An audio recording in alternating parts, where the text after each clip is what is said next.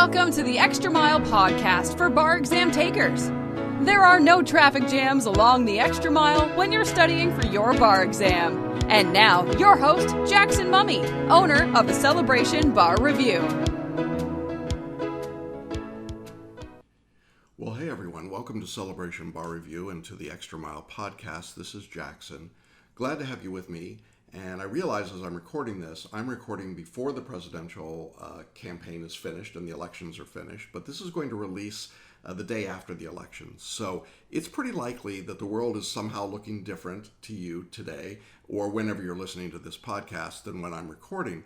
And it may take you a while to get around to this particular episode, depending on what all's gone on. But I was thinking about all the momentous events. I mean, the Cubs win the World Series after 108 years. And I'm not a Cubs fan necessarily, but wow, what an experience, right? For those of you that have felt like underdogs when it comes to the bar exam, well, there's the ultimate underdog. And I'm going to have more to say about that in upcoming episodes, because I think there's a really interesting correlation there. But I also know that with all the things going on in the world today, stopping to think about the bar exam probably is pretty low on a lot of people's lists. So it may be a while before you get to this episode. If so, I certainly understand that and appreciate that. I'm not even sure what I'm thinking about. So in any event, we've got a really great episode today. In a few minutes, I'm going to share with you an interview I did with a successful Alabama bar taker, a young woman who took the exam, failed initially, went back to California to study, literally studied, moved into an extended stay hotel so that she could study. And her story is really terrific. And I think you're going to love hearing from her. So we're going to share that story with you in just a few minutes.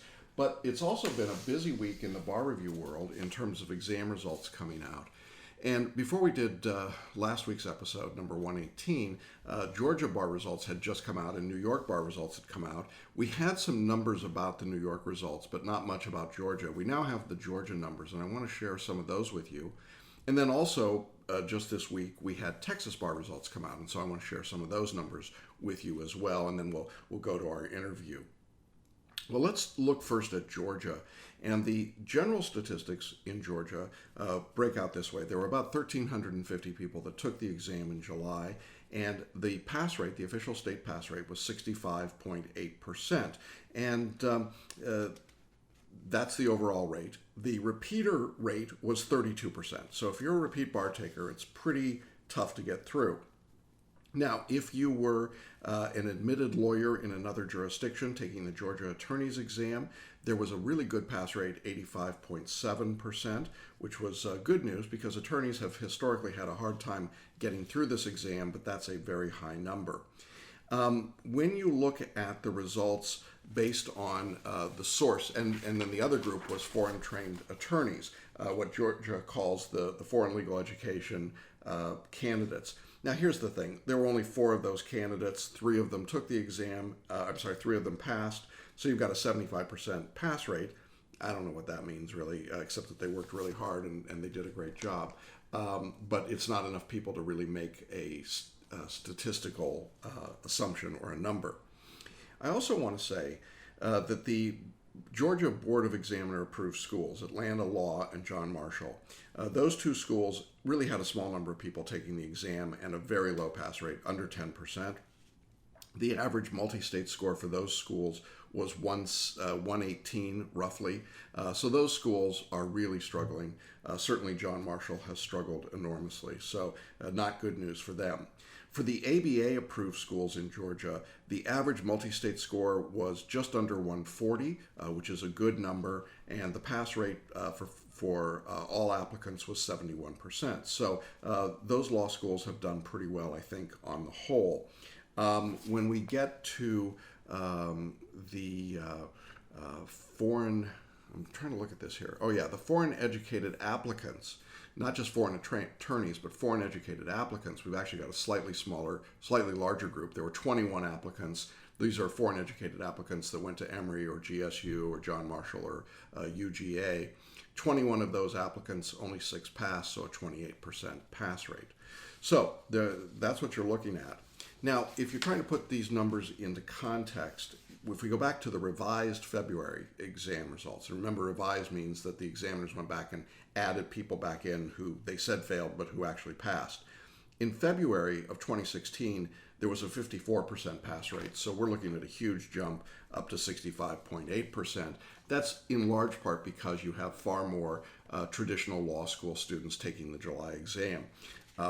Still a pretty tough exam, and 65% is not a great, write home to mom about kind of number, but certainly better than February. Now, we were really pleased with our results out of our Georgia group of students, and I've got some interviews lined up shortly with some of those people. We're going to share some of their stories, and I don't want to spoil the fun of that for you, but just to let you know, we did work with a fair number of people who were retaking the exam, who were successful, who beat those odds, those 36% odds, 32% odds for repeaters. So congratulations to everyone that took and passed the Georgia exam or the Georgia attorney's exam, and we had some Georgia attorney applicants who did pass as well. So that's the news in Georgia. Insofar as we know, no scoring mishaps. Okay, turning to Texas.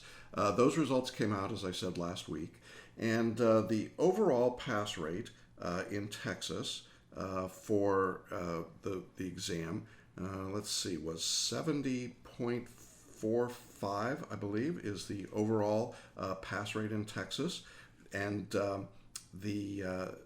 that's for first time and repeaters, 70.45. The pass rate for repeaters was 41%. So those are the two numbers to keep in mind. 70% overall, 41% for repeaters. The out-of-state attorneys, again, pretty much mirrored those numbers. 71% overall pass rate, 32% for repeat bar takers. For foreign trained attorneys, 25% overall pass rate, actually a higher pass rate for the repeaters, almost a 30% pass rate. And we, again, had some successful students in all of those categories, and we've got some interviews lined up with some of them. And so that's going to be kind of fun to see how everybody did there. So those are the quick numbers. If you went to a Texas-based law school and you were a first-time taker, your pass rate was 82%. If you were a repeater, the pass rate was 48%. Again, trying to put that in some sort of overall perspective, I would say it's a slight uptick from what we've seen previously, but not a big jump one way or the other. So, if I've got to look at a 77% pass rate versus some of these jurisdictions with 60 and 65% pass rates, I like that. There is, as we've talked about before, the possibility of Texas moving to the uniform bar exam. That has not yet happened, and it's not been approved. So for now, it remains the same exam. Tough exam, no doubt about it. 2.5-day test, and challenging. But one of the places where foreign attorneys can sit for the exam as well. So we're seeing, again, both Georgia and Texas, foreign trained attorneys, pretty tough to get through the exams. And that's true in New York and California as well. So that's the information that we have at this moment about those two exams. As we get more information, we'll share more. And as I say, I've got some terrific interviews lined up with people from our course who took and passed both of these exams, and they've got great short stories to share with you. So there's a lot going on. If you're someone who's planning on taking the bar exam in 2017 in Texas or Georgia, Florida, California, New York, the UBE, the Uniform Bar Exam, or the multi-state, I want to invite you to join me on Thursday at 3 p.m. for a free live 90-minute workshop called How to Make the Next Bar Exam Your Last Bar Exam. Now, we'll be looking at the 4 steps that passing bar takers have to follow in order to get the scores that they need to pass the bar exam. And it's totally free, as I said, but you do need to reserve your seat. And you can do that by going to our website at celebrationbarreview.com, clicking on the button you see there that says Claim My Free Spot, and we'll get you registered. Alternatively, if you'd like to register using your mobile device, you can text the phrase Next Bar Exam, so that's Next Bar Exam, to the number 33444. So you can text Next Bar Exam to 33444, and we'll get you registered that way, and then we'll see you Thursday at 3 p.m. For this live workshop. I think you'll find it really helpful and useful. Well, I promised we'd share this interview coming up with you.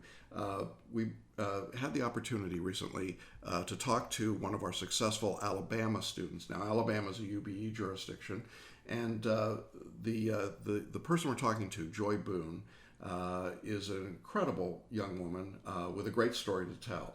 Now, unfortunately, the quality of our audio recording was really less than optimal, and I got to apologize in advance for it. I know it's not great. However, what she had to say was so good and so important that I just couldn't bear to ask her to do it again. I think there's a certain truthfulness when you're just hearing it really pour out of somebody, and I wanted you to be able to have that experience and to share that conversation with us. So I apologize for the quality of the audio, but I really wanted you to hear Joi's story and to hear what she did, because this is really a remarkable achievement to come into a jurisdiction like Alabama, fail the exam, go back, move all the way across the country, study on her own with our help, and then come back and take and pass it. So I'm going to let Joi tell you her story. It is a story of joy, and I think you'll really enjoy it. So here's Joi Boone. Well, hey everybody, welcome to Hanging Out with Successful Bar Exam Takers. This is episode 28 of that series. My name is Jackson, and I am today getting the opportunity to share some joy with Joi. Our guest today is Joi Boone, and she's a newly passing member of the Alabama Bar. And wow, what a story you're about to hear, and what an individual you're about to meet. So Joi, welcome and congratulations. Thank you. Yeah, so tell our audience a little bit about your background and how you came to be in a position to take the Alabama Bar. Okay, I grew up in California, and I went away to college. I went to Tennessee State University for undergrad, where I majored in criminal English, and then I went to Southern University Law Center for my law degree. I graduated from law school in 2010, and I sat for the bar the first time using a different bar review in 2012. I wasn't able to sit for the bar right when I graduated because I just didn't have the money. So when I finally got the money, I was able to sit the first time, and I missed it by 12 points. And so all these years later, I was able to sit for the bar again, and now I passed. Yeah. And so how many times did you take the Alabama Bar? Twice. Twice? Okay. And Yeah. So the first time you took the exam, you missed by 12 points. Tell me what that was like and what it felt like to you after the exam. Well, it was very horrible because I actually had to have a character and fitness hearing before I sat for the exam. So I had to fly all the way from California to Alabama because I had about, I think maybe 6 speeding tickets, and I had some credit issues. So I actually had to go there for a hearing first, and I couldn't stop crying in the hearing because I just felt so bad because I had worked so hard to become a lawyer, and, just to have someone question if I was good enough to sit for their bar. So after I made it through that, and then they approved me, then I sat for the bar. I had to fly all the way back to Alabama and sit for the bar again. And then when I didn't pass, I just felt horrible and, just felt like a failure. Yeah. Like I had gone through all of this for nothing. Yeah, that's a pretty horrible feeling, isn't it? And in that time, what was your thought process? I mean, what did you start to think about what you were going to do next? You've gotten this result, you haven't passed, you've been through the hearing. Now what are you thinking? What's the next step? Crazy hearing. I was asked if they didn't approve me to sit for the bar, what would I do next? And I just, in the midst of my tears, I just told them that I would just get a job and just start working, and honey, I didn't pass. I couldn't afford to sit for the bar again, and my parents weren't going to help me. So I just pretty much started looking for a job to work and, just stop wanting to be a lawyer. It was just that I know that I need to work to, provide for myself and be able to pay for it again. Yeah, yeah. So I always kept, hope. Right. But yeah. And did you continue to think about studying or do some studying in the interim? Actually, after I didn't pass, I threw all my bar materials away because I was so mad. So I didn't have anything that I could study from at that. So I kept reading about the different cases in the 11th Circuit, which is the Alabama Circuit. Just reading cases and reading the cases also from California, just to keep me going with just knowing what was happening in the law. Mm-hmm. Okay. And so, how did you find Celebration Bar Review? What happened there? Talk us through that process.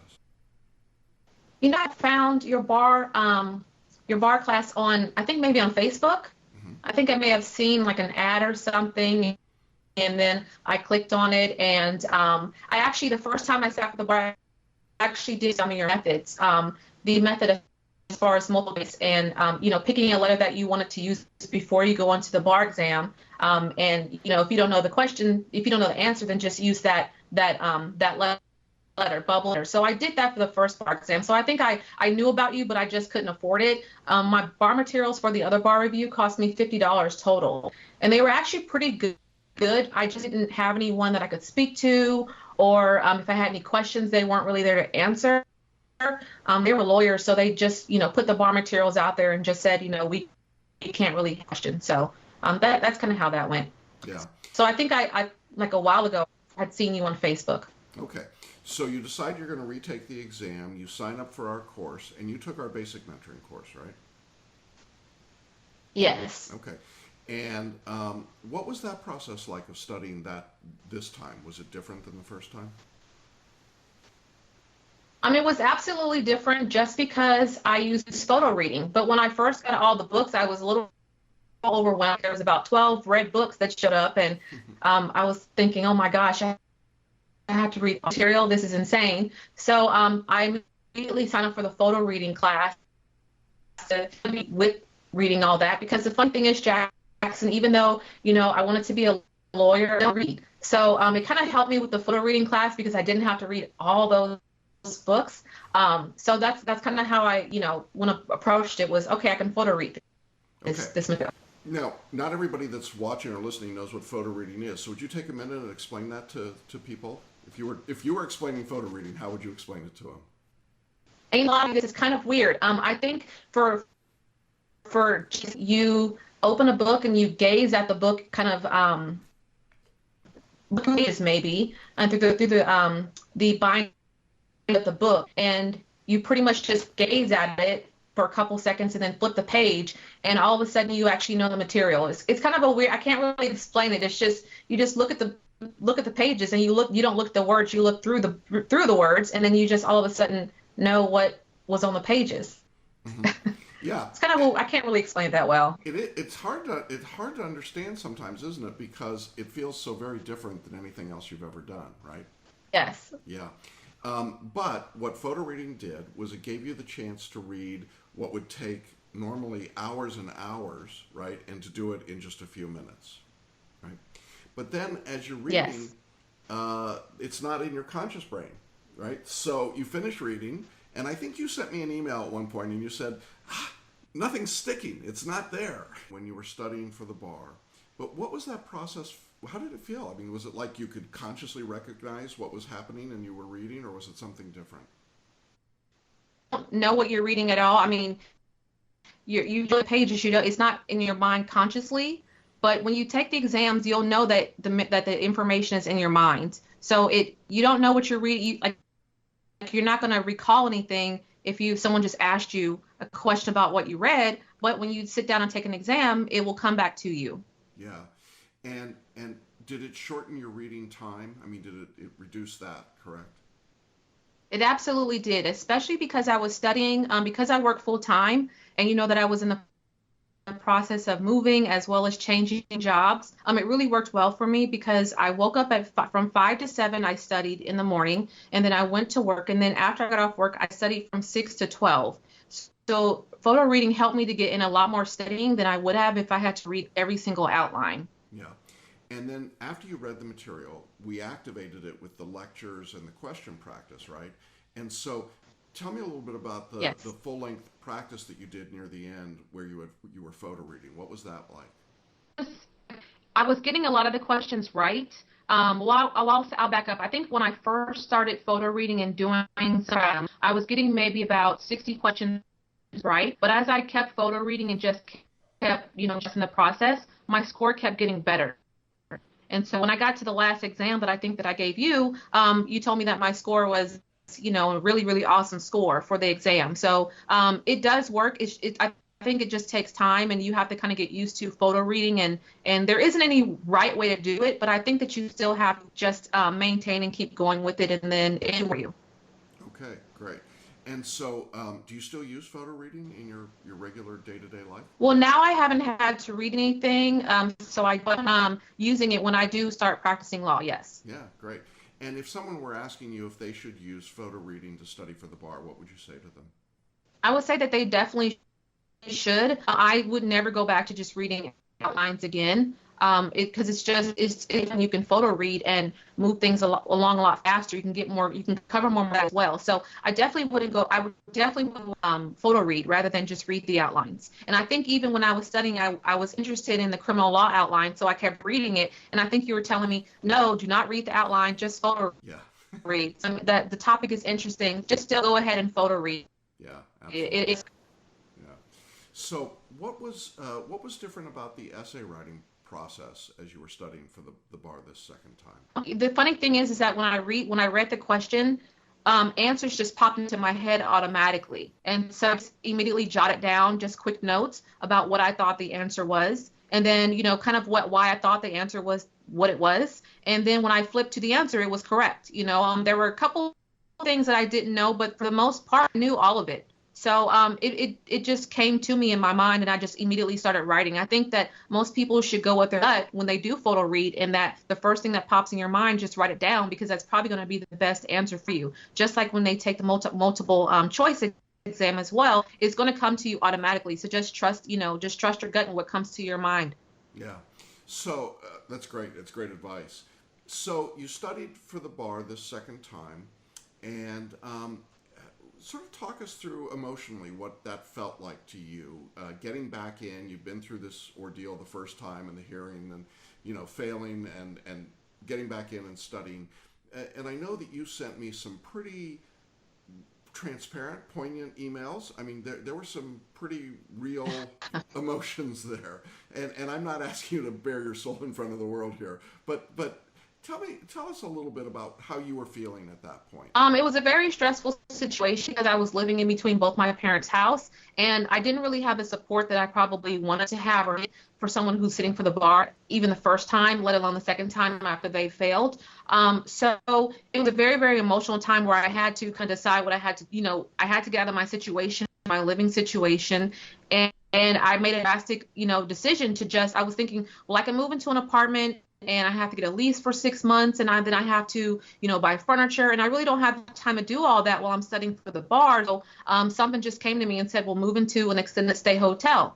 And so I'm thinking, okay, well, they have free Wi-Fi, they have free breakfast, it's already furnished, they have a kitchen, they have cable, whatever I need. So why not do it? Especially since I plan on moving to Alabama soon. It's saying on the lease, and everything is already provided for me, and that's kind of what I did. So I moved in, and it took me about maybe a couple hours to move all my things in, and I just started studying here, and had the peace of mind that when I come home from work, I didn't have to worry about just negative thoughts or some just someone trying to say something negative about my experience, or why do you want to be a public defender, or why do you want to sit for the bar in Alabama, why would you do that, and all those types of negative comments that I'm used to hearing.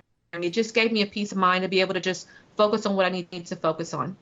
Yeah, I think it's almost obvious or axiomatic that as a woman of color going to Alabama and taking the bar, that's not the norm.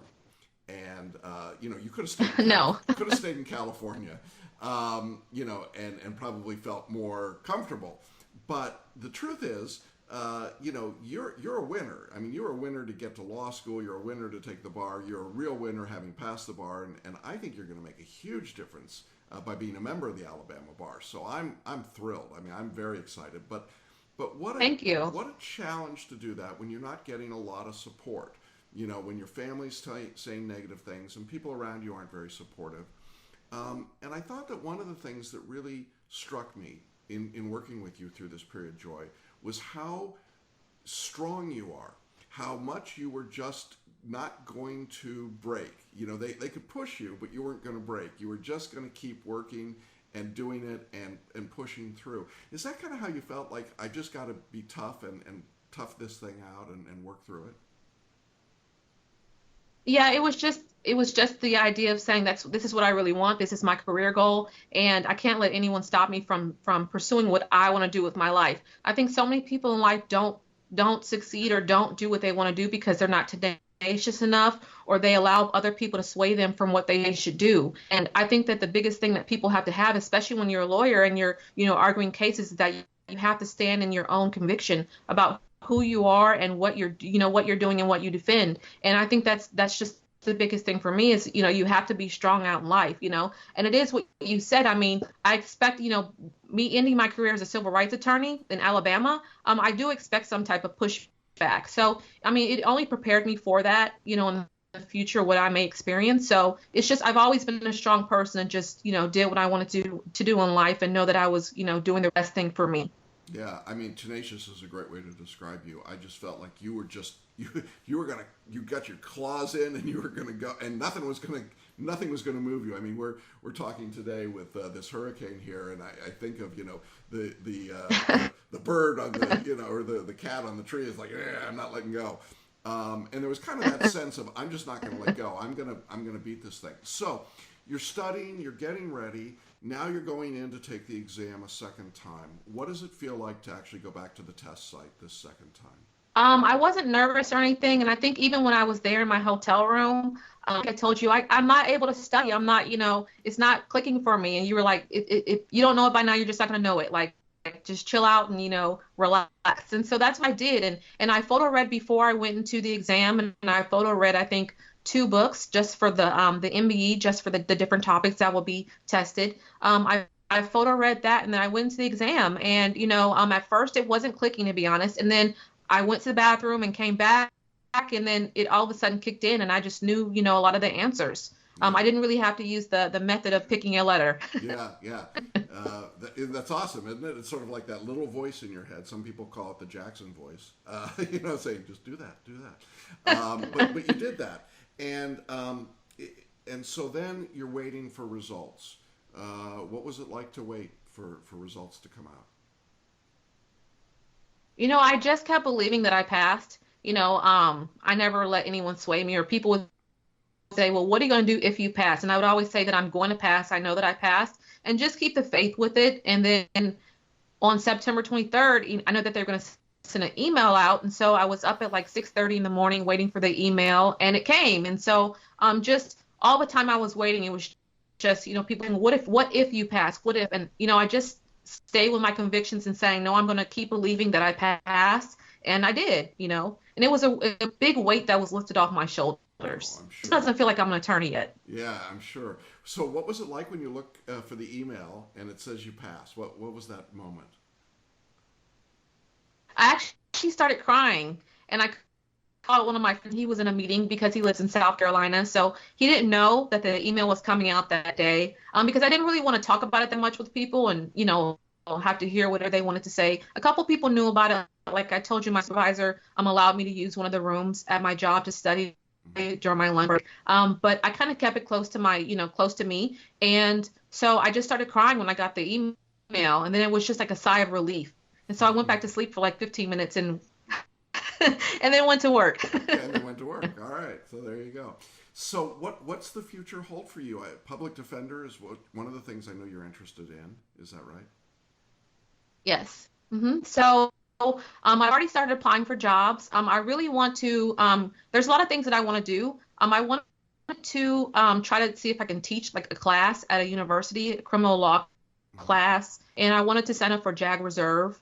And then, be a public defender, either on the federal or state level. Prefer the federal level, but, I am open to the state level as well. That's great. So that's kind of what I wanted to do. But a lot of people ask me, do I want to be a judge? And I don't want to be a judge. I really want to sit on a parole board. I think that's something different. And that's one who's not going to necessarily, just give some type of, I don't know, a different opinion or a different thought process to a parole board. I mean, I'm sure that they have public defenders or criminal defense lawyers who sit on the board, but, just a different perspective, especially since I'm not from the South. And, I went to college in the South, but I'm not, from the South. So just a different perspective that some people may not have. Yeah. Or they may not be used to in Alabama. Yeah, Good. It's time. I'm so excited to see where your career takes you. Um, so this whole process, this journey for you, it sounds like it's been sort of a journey of self-discovery as well. That kind of coming to be comfortable and knowing what you could do and finding out your own skills and abilities. What advice would you have for people who have taken a bar, whether it's Alabama or someplace else, and they failed? What would you tell them now as they're sort of recalibrating? Just to not give up on themselves, the world is going to tear them to at least have confidence in themselves. And I mean, if you think about a lot of the presidents of the United States, they didn't pass the bar the first time, and they're the leader of the. So just not give up on themselves and just stay focused and every day to study for the bar. Just make a priority and just keep the faith and keep believing that they're going to pass. Yeah. I mean, I think that's really all they can do, and just stay away from it. That's great. That's great. And your experience with us, with Celebration Bar Review, what would you tell somebody about that experience if they were to ask you? I really did enjoy it. I think because I chose the basic mentor. I really liked how we spoke once a week or once every 2 weeks because I was, busy. I really enjoyed that. I think that's a benefit that I didn't have before. Like I told you with the previous bar group that I used, I wasn't able to speak to them. And so I think that that's something that's very, very helpful just to make sure they're doing everything correctly, especially with photo reading, because a lot of people may think that they may be doing it wrong or, they're not quite getting it. And be able for you to be able to be there and to really are doing it correctly, and that it's a learning curve. I think that it's really, really helpful, and I really enjoy it. The books are a little when you find them, they are a little intimidating, but once you start reading through them, it's not a lot of material. Once you start and you photo reading, which I do suggest that people photo read and not just pay the extra money and photo read. Don't go ahead and just try to read all the material. So with the photo reading aspect, it was just it was very helpful to get rid of that you are doing this correctly. You will see the results, so just keep going through the motions and you'll get it. That's great. Well, Joi, I really want to congratulate you again and thank you for joining us today. I think your story is inspiring. I think there are a lot of people taking the uniform bar exam all around the country. Alabama is one of those jurisdictions, but who are going, wow, how do I get through this? What do I do? Or maybe they haven't had success on their first try. And I think your story is really one that will encourage and inspire others. And I know that your practice of law is going to be really inspiring as well. And so I'm looking forward to kind of checking in periodically and seeing how you're doing and what things are happening. And I'm so proud and pleased that we could be part of your journey and just delighted for you. And want to just say on behalf of our audience, because I know they're going to love hearing everything you had to say today. Thanks so much for sharing your story with us and making it possible for other people to know that it's really possible to chase your dreams and go for it, even when it's across the country in a whole different place and without a lot of support. And even if you got to live in an extended stay hotel for 6 months, okay? So it's what it is. Yeah, it's pretty But awesome. One more thing, Jackson, that I want to say. Yeah. It's also awesome that you offer monthly payment. A lot of people feel that they must have, the whole $2,000 or $3,000 up front. So it's really that, they can make monthly payments as well. I think that's a big draw to your bar review as well, So I appreciate you allowing that as well. Yeah, thanks. I'm glad we were able to do that. It's certainly opened up the ability to take a bar review to people maybe like yourself that wouldn't have been able to really afford that all in one dose. So I'm glad we've been able to do that, and that's worked out well. And gosh, great to see you. Great to spend time with you today, and just really thank you again, and look forward to hearing great things from you. And thanks for all of our audience for joining us today for this conversation. We'll be back with you again soon to have another conversation with a successful bar exam taker. So bye for now. Well, that's our episode for today. Thanks so much for joining me and for being part of the Extra Mile podcast for bar exam takers. Now, if you'd like to catch up on prior episodes or check out the show notes, you can do that by going to our webpage at celebrationbarreview.com. Click on the link at the top of the page for podcasts, and there you'll find all of our previous episodes as well as the show notes.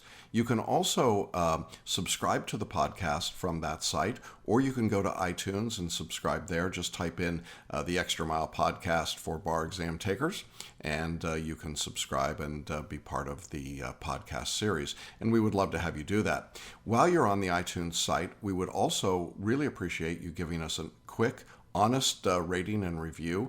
That feedback is really useful to me as I prepare these episodes. It only takes about 30 seconds, so I hope you'll do that. Just type in the name of the podcast and give us your rating and review. Again, if you've got any questions or you'd like to know anything else about Celebration Bar Review or the courses that we offer, visit our website, or I invite you to contact us. My email is jackson@celebrationbarreview.com, and I look forward to hearing from you and to seeing you along the extra mile very shortly. See you on the pass list. Bye-bye. Thanks for listening to the Extra Mile Podcast for bar exam takers at www.celebrationbarreview.com.